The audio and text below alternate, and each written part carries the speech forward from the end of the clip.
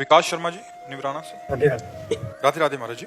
महाराज जी, मैं पूजा पाठ करता हूँ और करवाता हूँ कर्मकांड। महाराज जी, क्या हमें केवल नाम जप के सहारे चलना चाहिए या समय समय पर स्तोत्र, श्री सूक्त, पुरुष सूक्त, चालीसा इत्यादि का भी पाठ करना चाहिए? नहीं, 5 बातें हमने बताई, एकांतिक में कई बार बताई कि सत्संग, स्वाध्याय, सुमिरन, सेवा, समाधि, 5 सकार हैं। थोड़ा समय हम सत्संग के लिए निकालें, वो भी भगवान का ही तो है ना, क्योंकि इकट्ठे हम नाम में अकेले मन लगावे तो नहीं लगेगा, इसको नवम नवम चाहिए, इसको कुछ बदलाव चाहिए। तो हम 5 भागों में अपने समय को बांट लेते हैं। एक भाग सत्संग, कुछ मिनट हम 30 मिनट 60 मिनट सत्संग के लिए दें।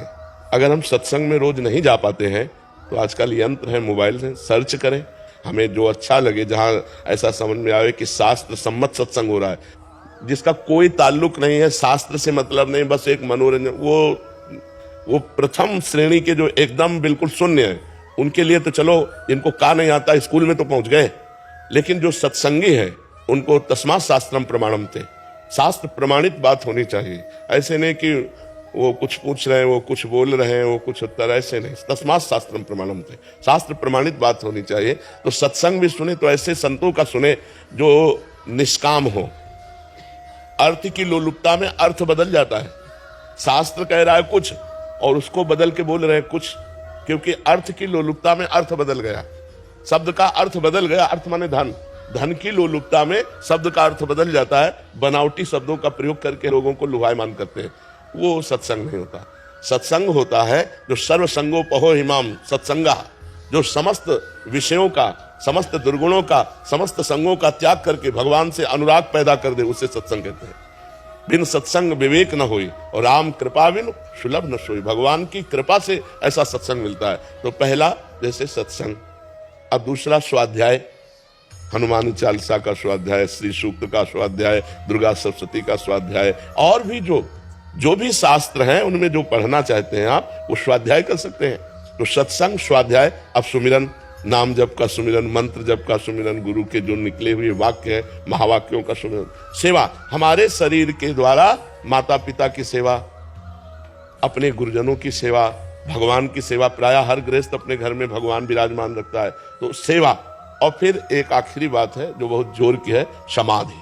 समाधि का तात्पर्य होता है एकांते सुखमाश्यताम, एकांत में सुखासन में बैठ करके और मन की गति को देखना, छोड़ दिया, एकदम छोड़ दिया। कहाँ जा रहा है, जहां जा रहा है वहां देखो क्यों जा रहा है, हटाओ उसको, वहां से हटा के अपने लक्ष्य पे लगाओ। चित्त वृत्ति का निरोध करके परमात्मा में लगाना ही योग कहा जाता है। और धीरे धीरे धीरे धीरे शांत, नींद ना आने पावे, तंद्रा ना आने पावे। इसीलिए जब समाधि शब्द आता है तो फिर आसन प्राणायाम आ जाते हैं कि प्राणों का संशोधन करके आसन पर बैठकर शांत, और ना कुछ समाधि हो तो कम से कम नाम का ध्यान करे, राधा राधा।